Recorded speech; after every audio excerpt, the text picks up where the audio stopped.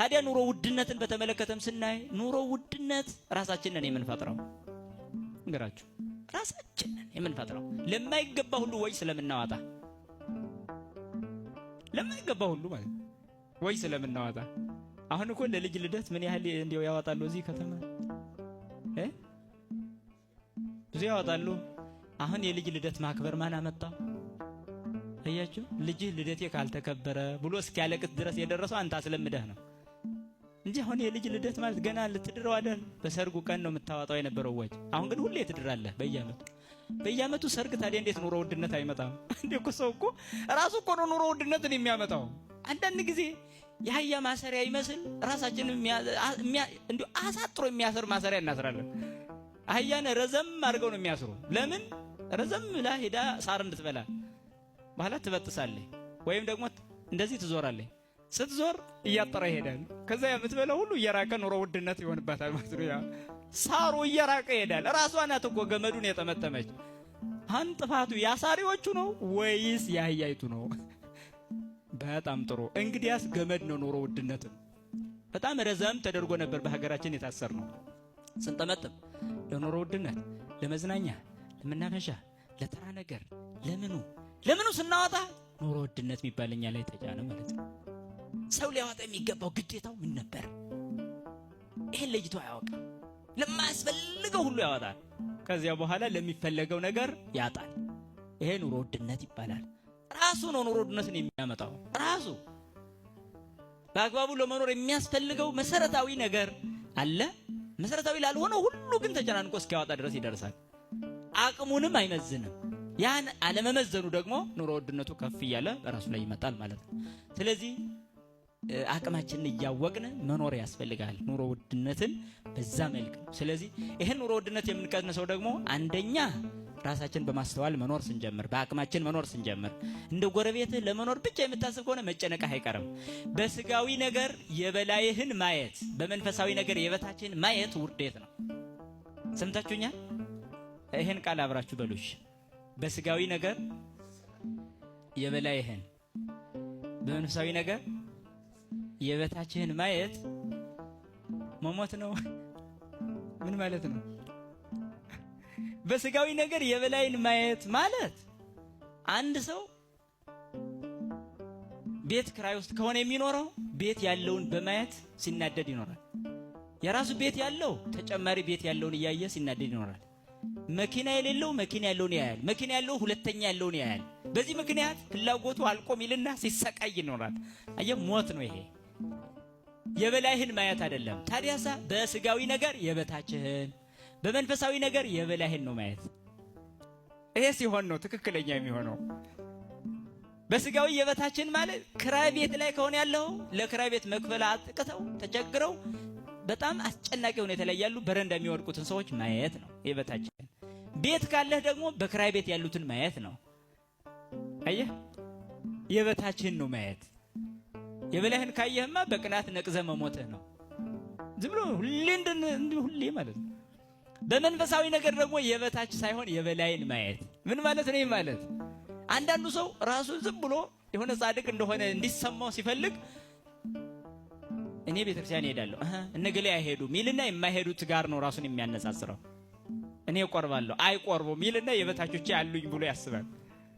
እኔ ጾማለሁ የማይጾሙ እነገሌ ያሉ አይደል ይቻላለሁ ብሎ ይጽናናል። ይሄ የበታችን ማየት አይገባም። በክርስትና የበታች ያለ ብሎ ማሰብ አይገባም። እንኳን ምንም ቢሆንም እንኳን የበታችን ማየት አይገባም። የበላይን ነው። ገንዘብ ሰጥተህ እንደሆነ አካል የሰጠ ክርስቲያን መኖሩን እንዳትረሳ።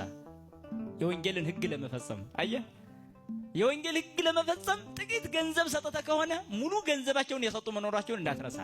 ሙሉ ገንዘብ ሰጥተህ እንደሆነ አይናቸውን ስለ ወንጌሉ ሕግ የሰጡ መኖራቸውን እንዳትረሳ።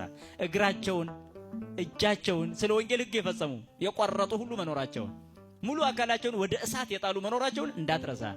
የበላይን ነው ማየት። በዚህ ዓለም ሆነን ጥቂት ነገር ንቀን ከሆነ ሙሉን ዓለም ንቀው ወደ በረሃ ሄዱትን ነው ማየት። አያችሁ፣ የበላይን ነው ማየት። የበታች አይታይም። ለዛ ነው ደህና ነኝ የሚል ስሜት መልካም አይደለምና፣ ስለዚህ በዚህ ሁኔታ ነው ራሳችንን የምናሸንፈው። ኑሮም የሚሸነፈው እኛ በትክክሉ መኖር ስንጀምርና የአቅማችንን በመኖር ነው እንጂ ሌላውን በመቅናት አይደለም ማለት ነው። ስለዚህ በመጽሐፋዊ ልኬት ራሳችንን መመዘን መጨነቅ አያስፈልግም። በክርስትና ማሰብ እንደው ይገርማችኋል እመቤታችን ከኖረቸው ኑሮ ሁሉ የሚያሳዝነኝና የሚገርመኝ ብዙ ስቃይ ያሳልፋለች። ጌታ ካረገ በኋላ የኖረችው ኑሮ ነው።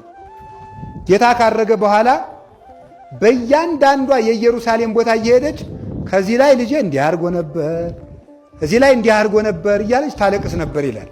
እዚህ ላይ ህብስት አበርክቶ ነበር እያለች በየቀኑ ውሎዋ ልጇ ያረገበትን ቦታ እያየች ያን በማዘከር ነበረ። ስለዚህ በእግረ ልቡናችን የቻለ ኢየሩሳሌም ይሄዳል፣ ያልቻለ ቤተክርስቲያን ኢየሩሳሌም ናት። እስቲ ኢየሩሳሌም ናት በሉ ቤተክርስቲያን። አዎ የገጠር ሰው ማን እንዳስተማረው አናውቅም። ሰላም ለኪ ቅድስት ቤተክርስቲያን አምሳለ ኢየሩሳሌም ሰማያዊት ይላል። ማን እንደነገረው እንጃ። ወይ ከውሉ ደቂቅኪ ምሁራነ ማበ እግዚአብሔር፣ ልጆችሽ በነብዩ እንደተነገረ ልጆችሽ ከእግዚአብሔር የተማሩ ይሆናሉ ተብሎ እንደተነገረ ሲሳለም ሰላም ለኪ ቅድስት ቤተክርስቲያን አምሳለ ኢየሩሳሌም ሰማያዊት ይላታል።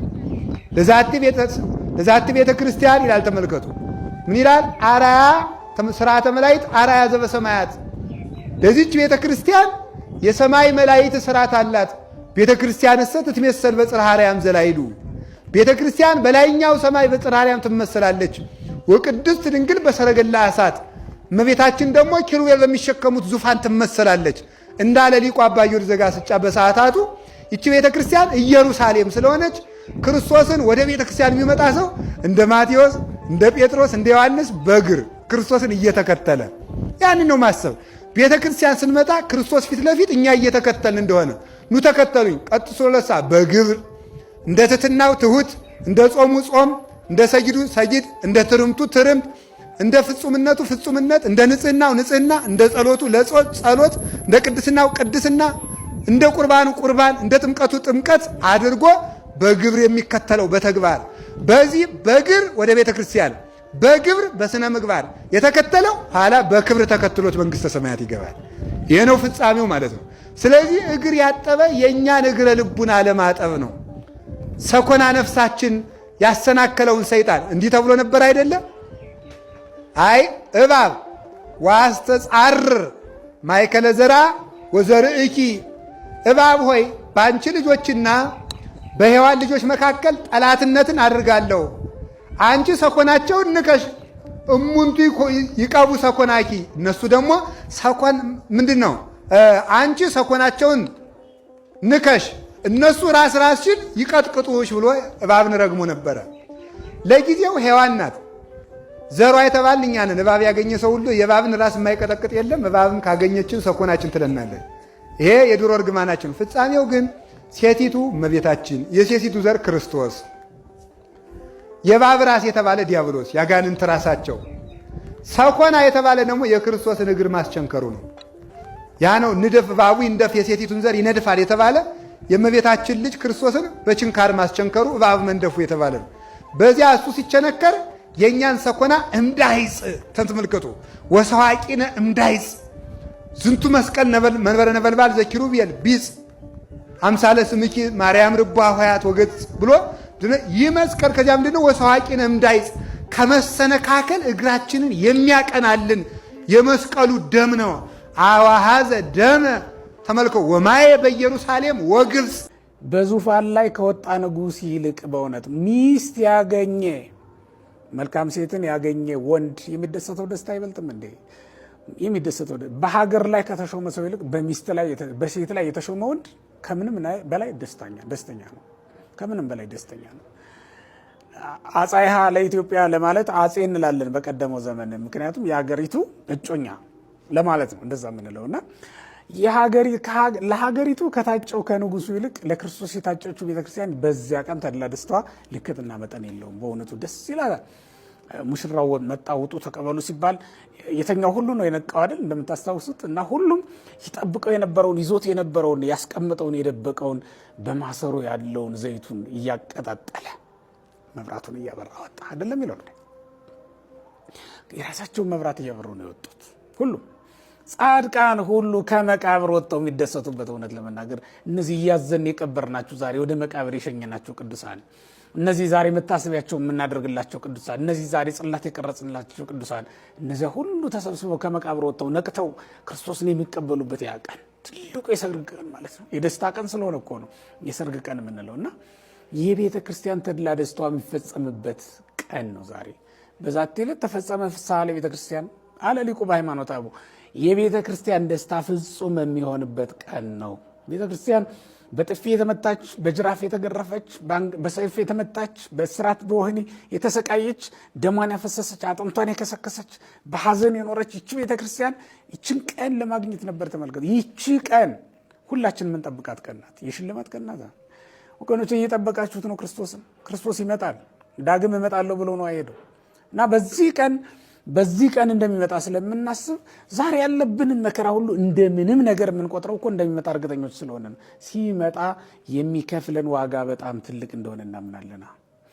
ታስታውሳላችሁ በደጉ ሳምራዊን በሉቃስ ወንጌል ምዕራፍ 10 ቁጥር 17 ጀምሮ እንደምንመለከተው ደጉ ሳምራዊ አምጥቶ ያንን የታመመውን ሰው ይህንን ሰው እያስታሙልኝ በምመለስበት ጊዜ ዋጋህን እከፍላለሁ ብሎ አይደል ሄደው። ተመልከቱት። ደጉ ሳምራዊ ይዞት የመጣው ይሄ ህሙሙ ሰውነታችን እሱ እኮ ነው በእውነቱ ኃጢአት በየጊዜው የሚያደባያት ነፍሳችን በየጊዜው እሷን ስናሳክም አይደለም እንኖረው። ለምን? ዋጋችንን እሱ በሚመጣበት ጊዜ ይከፍለናል ብለን ስለምናምን ደጉ ሳምራዊ ቃል ስለገባልን እኮ ነው።